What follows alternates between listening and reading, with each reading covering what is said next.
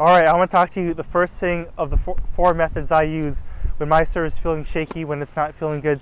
The first thing one of the things I do, not very many coaches talk about this, is I actually choke up. And it's actually really important for you to understand why this can help you. As Barry Bonds in an interview was saying, when he was hitting when he was younger, right, the bat was always too heavy for him, so he'd always choke up. Because what choking up does, it gives you more control over the racket head. If you think of the racket as just an extension of your arm, like when I'm tossing and I'm meeting the ball at the top, it's just like I'm meeting the ball with my hand.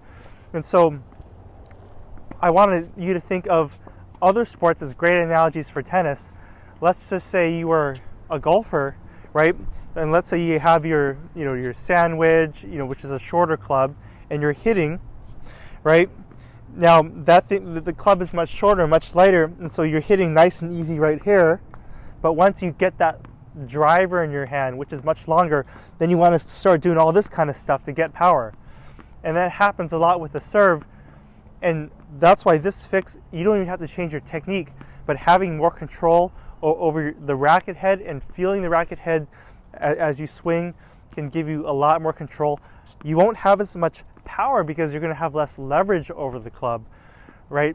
So I'm going to hit a few right now just to show you what it looks like, and it's going to help you smooth out your stroke with the same technique without changing your technique. It's going to give you a little bit more feel, and once you get more feel on your serve, then you can start gaining more and more leverage. And this is what also, if you have trouble also feeding the ball to start the point, choking up is a great way to start learning how to feed. And then once you gain control over your wrists and your elbow and your shoulder, the smaller muscles, you start moving it back and you have more leverage to hit when you feed. The same thing for the serve. So what I'm going to do is I'm going to hit a few right now for you to see.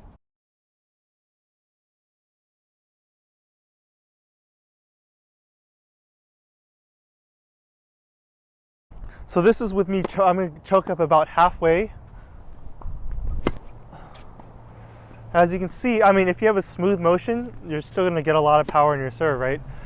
But a lot of times people swing harder to get more power, but this is getting power from timing and rhythm instead of power from trying to swing harder and being out of sync, not in rhythm, and not timing your coordination to the ball.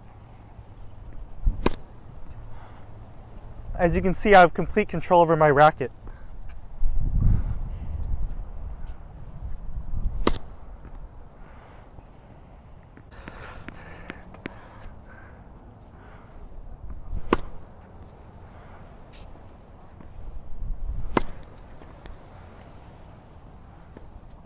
Oh.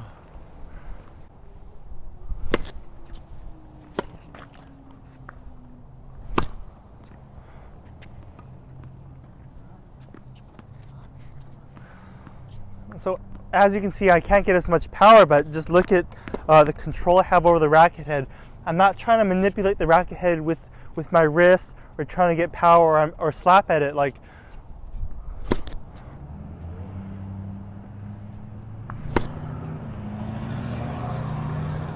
But I have complete feel over it.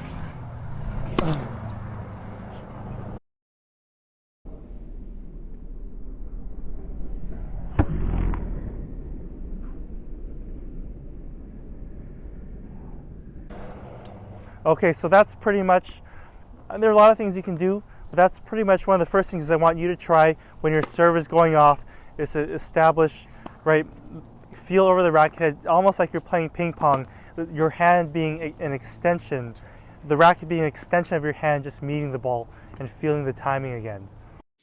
Thanks so much for watching this video. This is the first of the 4-step process that I use to find stability on my serve. And if today's a Monday for you, if today's Monday, I want your serve ready to rock and roll by this weekend's tournament. So I'm gonna hit you with number 2 on Tuesday, number 3 on Wednesday, number 4 on Thursday, being ready to go by this weekend. So just to make sure, put your email in that little box below. I'm gonna get you number 2, 3, and 4 to bring this full circle. Thank you, and I'll see you on the next one.